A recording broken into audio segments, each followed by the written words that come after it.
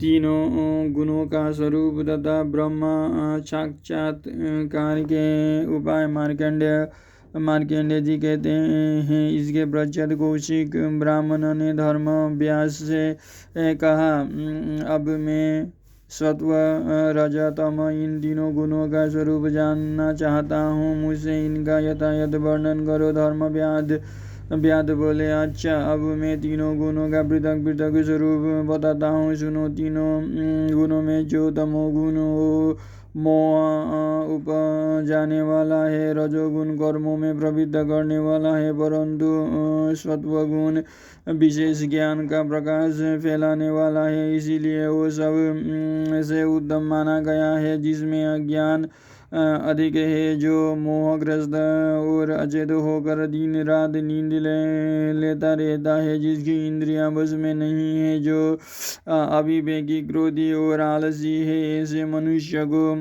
तमोगुणी समझना चाहिए। जो प्रवृत्ति की बात करने वाला और विचारशील है, दूसरों के दोष नहीं देखता, सदा कोई न कोई काम करना चाहता है, जिसमें भी विनय का अभाव और अभिमान की अधिकता है, उनको रजोगुणी समझो। जिसके भीतर प्रकाश ज्ञान अधिक है, जो धीर और निष्क्रिय है, दूसरों के दोष न देखने वाला और जितेंद्रिय है, तथा जिसके क्रोध की त्याग दिया है, वो सात्विक पुरुष है।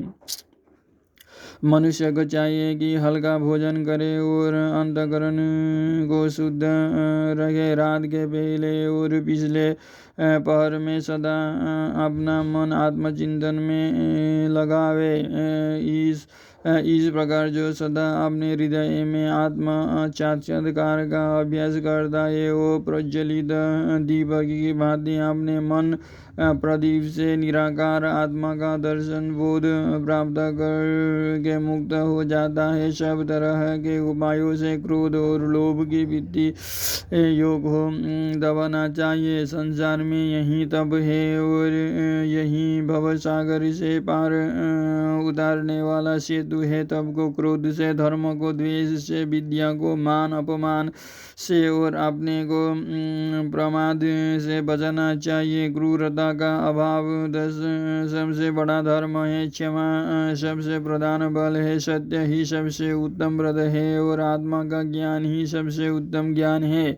सत्य बोलना सदा कल्याणकारी है। सत्य में ही ज्ञान की स्थिति है, जिससे प्राणियों का अत्यंत कल्याण हो, वही सबसे बढ़कर सत्य माना गया है। जिसके कर्म कामनाओं से बंधे हुए नहीं होते, जिसने अपना सब कुछ त्याग की अग्नि में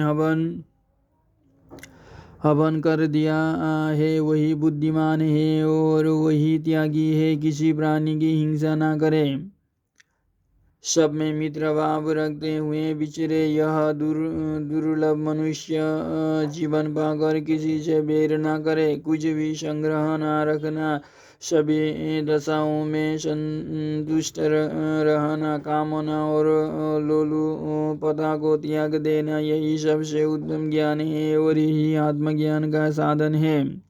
सब प्रकार के संग्रह का त्याग कर परलोक और इहलोक के भोगों की ओर से सुदृढ़ वैराग्य धारण कर बुद्धि के द्वारा मन और इंद्रियों का संयम करे। जो जितेंद्रिय है, जिसका मन पर अधिकार हो गया है और जो अजित पद की जीतने की इच्छा करता है, नित्य तपस्या में लगे रहने वाले उस मुनि को आसक्ति पैदा करने वाले भोगों से अलग अनासक्त रहना चाहिए। जहाँ गुण भी अगुण हो जाते हैं, जो विषय की आसक्ति के रहित है, जो एकमात्र नित्य सिद्धि स्वरूप है तथा जिसकी प्राप्ति में अज्ञान के सिवा और कोई व्यवधान नहीं है, जो अज्ञान दूर होने पर अपने से अभिन्न रूप में प्रकाशित होता है, वही ब्रह्म का पद है। वही असीम आनंद है, जो मनुष्य सुख और दुख दोनों की इच्छा